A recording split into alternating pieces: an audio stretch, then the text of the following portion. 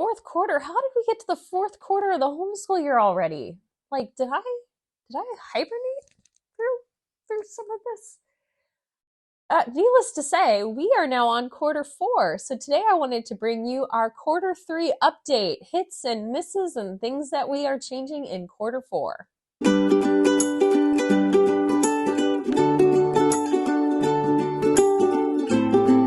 Hey guys, welcome back to my Practically Imperfect Life. If it's your first time here, welcome to my channel. My name's Abby.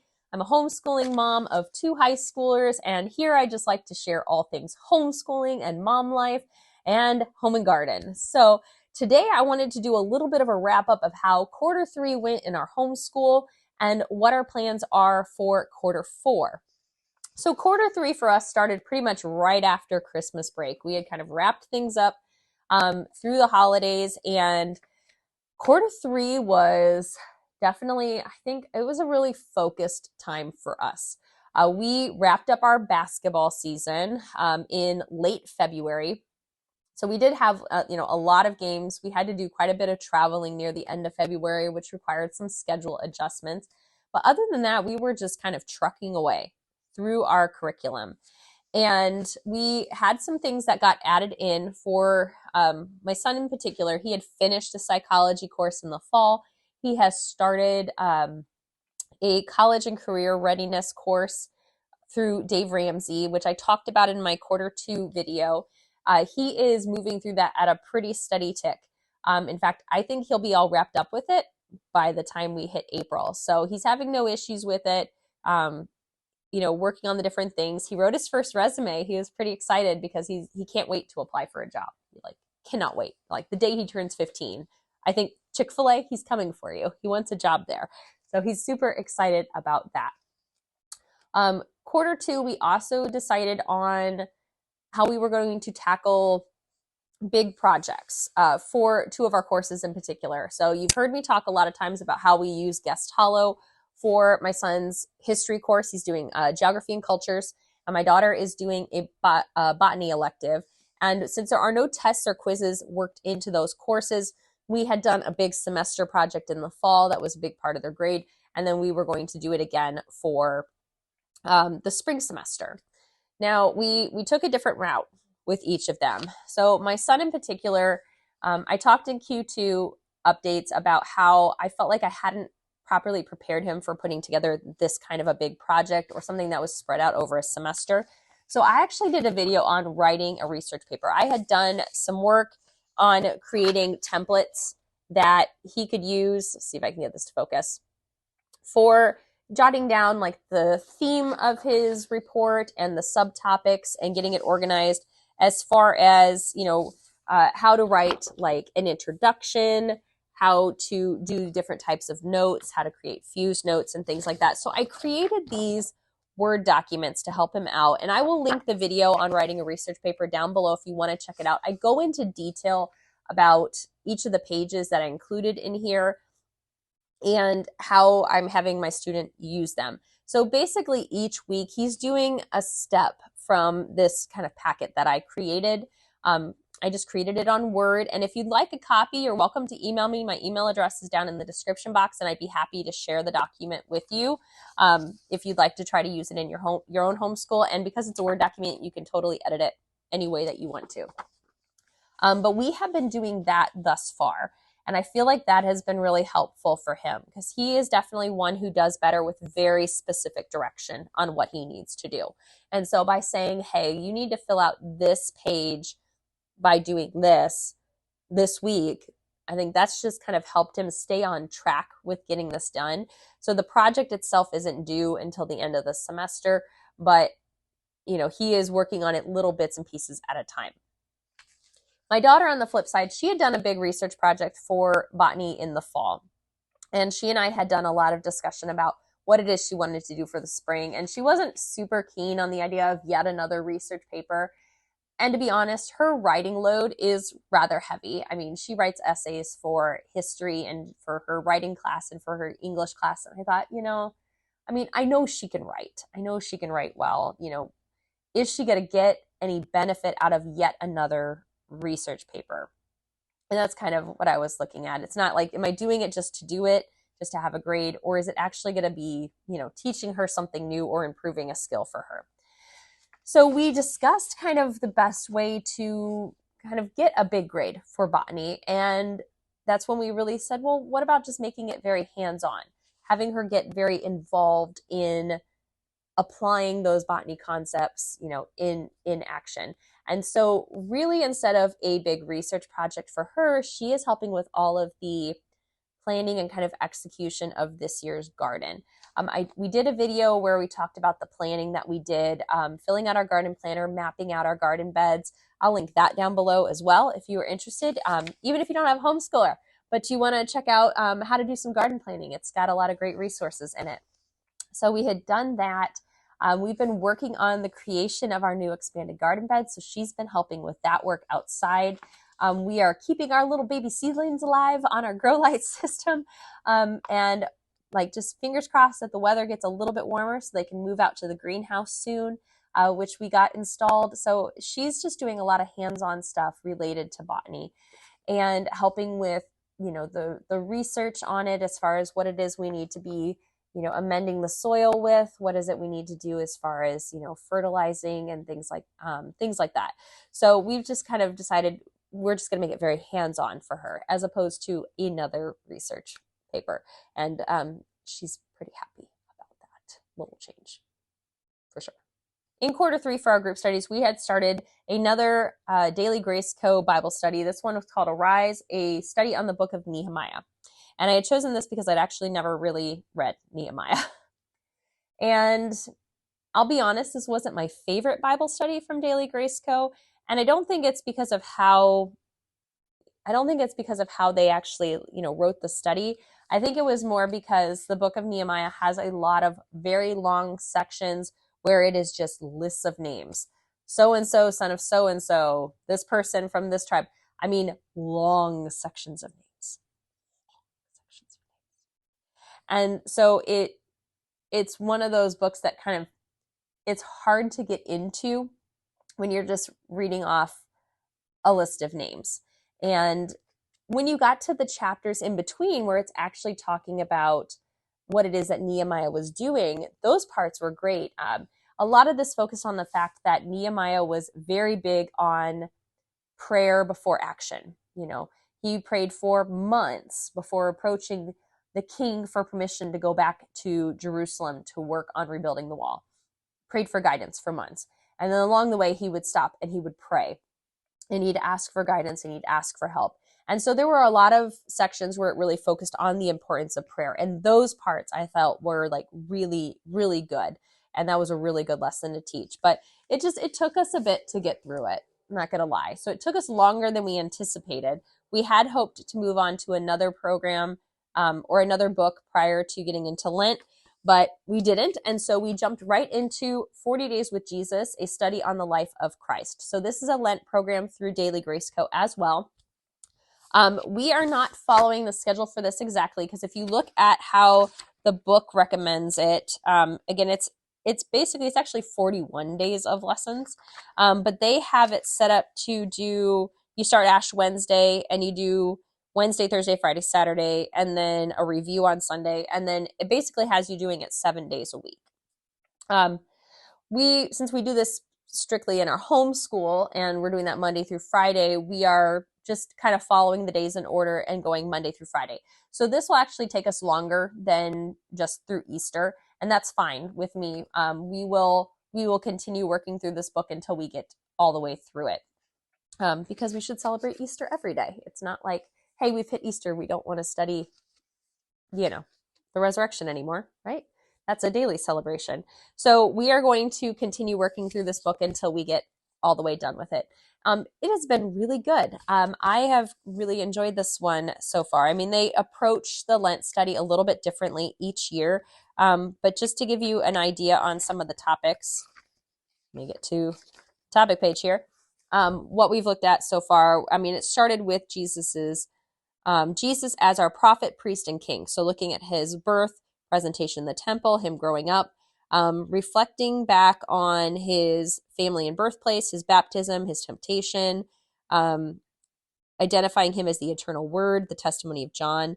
And then it moved into all of the different parts of the gospel, like different miracles Jesus performed, different sermons that he gave, people he interacted with. So kind of a focus on that. And as we get closer to the end, then we will get into basically what happens during Holy Week. So the triumphant entry, the Last Supper, the garden, the crucifixion, the resurrection, and all of that will kind of come near the end. So it's really a build-up, kind of looking at the whole time that Christ was on earth.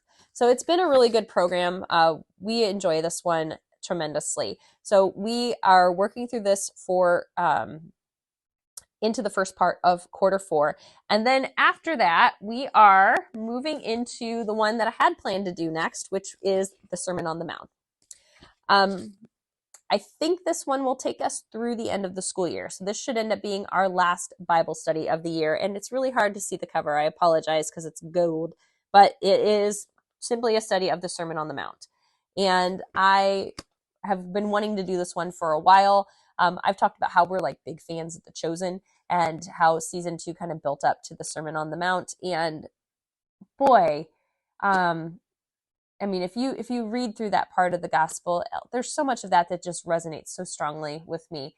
And I feel like there's literally something in there for every person who reads it.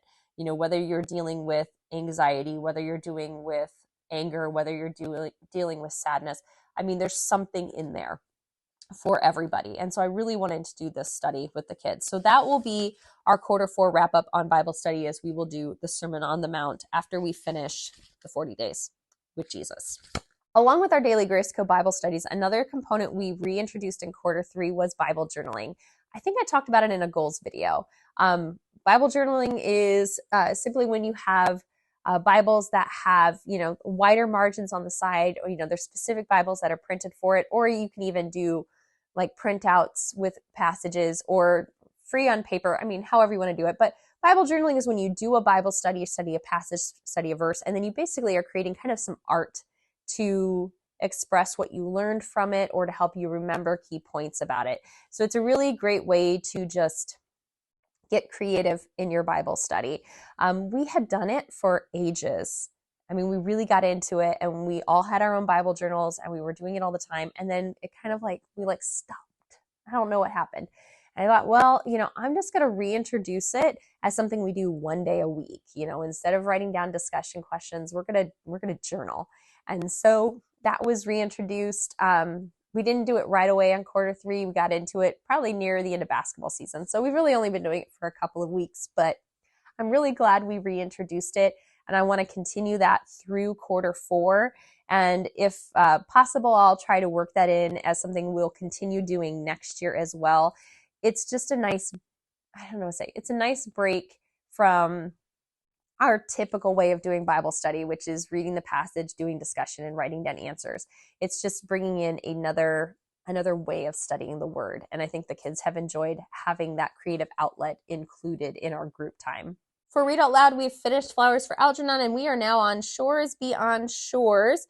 So this is a Holocaust tale, From Holocaust to Hope, My True Story by Irene Butter. So this is a true story of a Holocaust survivor. It's been a very, very good book so far. We had purchased this study guide for homeschool students, and I will link where you can get it online down below. I actually purchased this at the Great Homeschool Convention last year, and I've been kind of hoarding it to do it. It's a really nice little student book. It has sections that you can read, review questions, pictures, background information, vocabulary, all kinds of stuff. So you could really turn this into like a whole little miniature literature unit. This would be a great read aloud to do as a family. I'd probably say if you have older elementary or middle school age kids on up, because again, it's, there's a lot there. And for very, very young students, that might be a bit much. The other thing that I really like is that it included some different pictures and documents that you can look at. For example, here is a list of manifest of alien passengers into the United States. So, a real document from this gal's past. We have registration lists. I mean, they're just really neat little copies of documents and pictures and things that just kind of enhance the study. So all in all, this is just a wonderful little literature study. I mean, I love this. I love the inclusion of all of these different things. So we will continue reading this. I would imagine that this will be the last read out loud of the school year for us. We'll kind of end it on this note. And then even if we get done prior to the end of quarter 4, we probably won't add another one in because I doubt we'd be able to finish another book after this one. It does have some good length to it. It is a total of 273 pages. So we're working through this a little bit at a time, and that's going to be our wrap up for Read Out Loud this year. Now in literature, my daughter is doing an American literature class. So she most recently read The Great Gatsby. And I think I said in my quarter 2 video that she was either going to love it or hate it. She did not enjoy this book. I told her that. I said, you're either gonna be a huge fan of Gatsby, or you're gonna, kind of be like, why did I read this? So she wasn't a huge fan, but she did read it. She did complete the assignments about it. She has 2 more novels. Well, one's actually a play, and then she has a novel that she'll read in quarter 4. So she is going to be doing A Raisin in the Sun, and then she'll be doing To Kill a Mockingbird. So those are included in her study. So she reads the actual books, and then there's a series of questions in the student notebook that comes with the Apologia American Literature course that she will answer. The other thing that we've kind of found as we move to the end of quarter 3 and into quarter 4 with that particular program is that we are having to go online and read free copies of a lot of the essays and the poetry that the book is discussing. We knew that kind of going in. The author explained that with more modern works, to get the rights to print them in a textbook, it costs a lot of money. And so that would have made the curriculum far more expensive than what it was. And so instead, they recommend that you read the free versions of it that you can find online. So we haven't had any trouble finding those free versions. We simply, do a Google search. If it's longer, she just reads it right off the webpage. If it's shorter, I print out a copy for her. We've done it both ways. So we are finding that as we kind of go into quarter 4 is that she's having to look up more of those things in order to read them to do the assignments. So, but she'll wrap up with these 2 books here. My son did Unit 5 of his BJU literature program. So that's a 6-unit program. They cover different literary aspects in each of the 6 units. And then typically we kind of would do 2 and then take a break and then do a novel. So we were planning on doing 5 and going right into 6 and then ending the year with a novel study. But he was reading a book for cultural geography called The Girl with 7 Names. And he read it over a couple of weeks, I think 3 or 4 weeks almost. It broke down the book into that, and it had discussion questions to go along with it. And I thought it was a really interesting novel. It's a true story about a girl who escaped from North Korea. And since he was spending so much time reading that novel, I thought, well, why don't we just, instead of moving on from Unit 5 to Unit 6 in literature, why don't you read this as your novel study? And then we'll do like a book report paper about it. So that's exactly what we did. He spent a couple of weeks reading the book and then did a book report on it. And again, this is just kind of the beauty of homeschool flexing. We hadn't intended to have that book as a novel study. In fact, I have a whole nother book put aside for him to do. But he will, he has since jumped back into Unit 6 for literature. He'll have a couple of weeks of doing that. And then we will have a few weeks to be able to fit in one more novel study. Now, the original novel we had was The Golden Compass for him to do to wrap up the school year. That is a longer book. And so I think we just have to kind of look and see how long it's going to take us to finish Unit 6, because I don't want him to feel rushed doing a novel study. I want him to, to be able to actually get through it and, adequately learn it and things like that. So I may pull, a different book from our shelves. I mean, I have lots and lots of books to choose from. And quite a few like novel studies that I've downloaded over the years, especially since my daughter has done different literature programs than my son year to year. So I may just decide on a different book, or if we get through Unit 6 rather quickly, we might still do The Golden Compass. I had gotten a study guide for that off Teacher Pay Teacher, so I do already have it kind of ready to go. But I also have a whole bunch of Christian novel studies from Seven Sisters Homeschool. I think I purchased like a packet of them, so I got, I don't know, like 10 on a sale. And so I could choose one of those as well. So I guess I don't know what we're going to do yet. I do know I want him to finish the year reading a book. I just don't know which one yet. So if you have any thoughts or recommendations, drop a comment down below. I'd love to hear what your thoughts are, or something that maybe if you have a like a 14, 15-year-old son, he has a novel that he's really enjoyed, we'd take any recommendations here. As far as what you think would be a great book to end the school year studying. Now, the other thing that we're going to see in quarter 4 is that we are going to be wrapping up quite a few of our curriculum programs early. Not all of them have 180 days of assignments and lessons. In Indiana, we're required to do 180 days of school. That's really our only homeschooling requirement. Both of the kids will wrap up their IEW writing early. They will wrap up math early. And by early, I think probably by 3rd week of April, thereabouts. And I'm sure they will both celebrate being done with math. Like they'll be super happy to be done with math. They'll also finish grammar. Grammar, I think we only have about 3 more weeks of grammar, and then that one is done as well. But the courses that will go all the way to the end of the school year will be their history courses. So culture and geography from Guest Hollow for my son will take us all the way through the 36 week of school. The BJU U.S. history course my daughter is doing will go all the way to the end.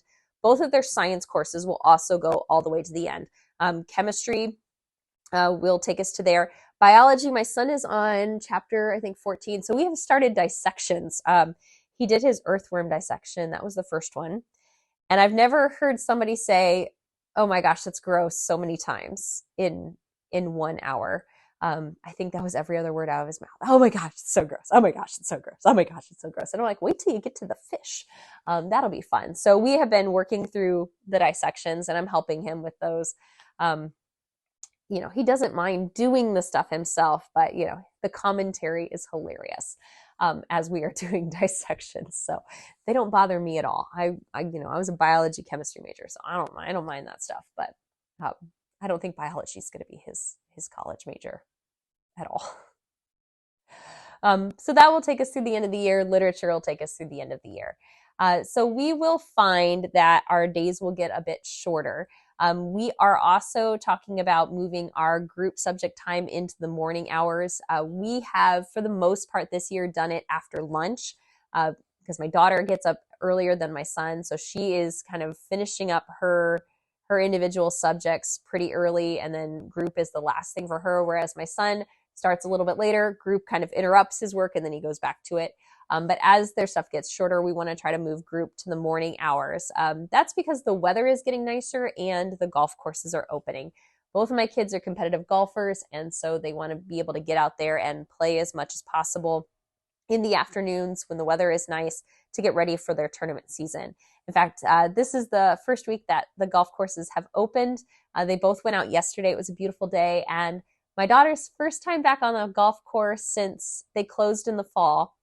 And that kid gets a hole-in-one, her first hole-in-one. She was so excited.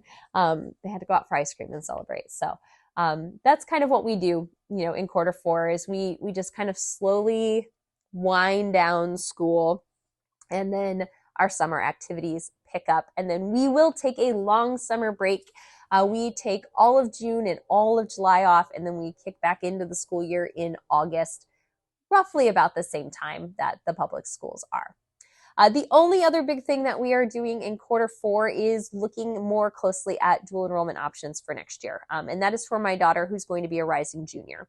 We plan to go to some homeschool days, like homeschool tour days that the local colleges are hosting. so we can talk to them a little more detail about their dual enrollment courses, which ones are online only versus in person. She's pretty adamant she does not want to do an in-person dual enrollment course, at least not next year. She just said she wouldn't feel comfortable in that setting. So we're looking at online only dual enrollment. We're going to see what the local schools have and what might interest her. And if we don't see anything in the local ones, we might look at some schools that are farther away, especially if there's some Christian schools that we got a chance to talk to at the Great Homeschooling Convention last year that, we might look at doing a course in, as long as it's not, terribly too expensive to go that route. So we are going to take a look at that. Curriculum has all been decided for next year. Not only decided, but it's all been ordered. I'm so excited. I'm glad to have that done. I will have curriculum choice videos for our 2023-2024 school year coming out in April, and probably fairly early in April. I can tell by the uptick in views on my curriculum choice videos from this past fall that people are starting to think about this and starting to do some shopping. So I wanted to be able to provide those resources to you as early as possible, so you can keep your eyes open for sales and deals and things like that, which tend to ramp up in the spring months. And that way, you have a time to kind of look at the different options people are doing and mull over it and decide what works best for you. So definitely we'll have that coming your way sooner rather than later. And that's pretty much it for our quarter 3 update and looking ahead to quarter 4. Thanks so much for joining me today, everybody. Don't forget to like and subscribe to my channel so you can keep up to date when I post new content. Thanks again for joining. Happy homeschooling.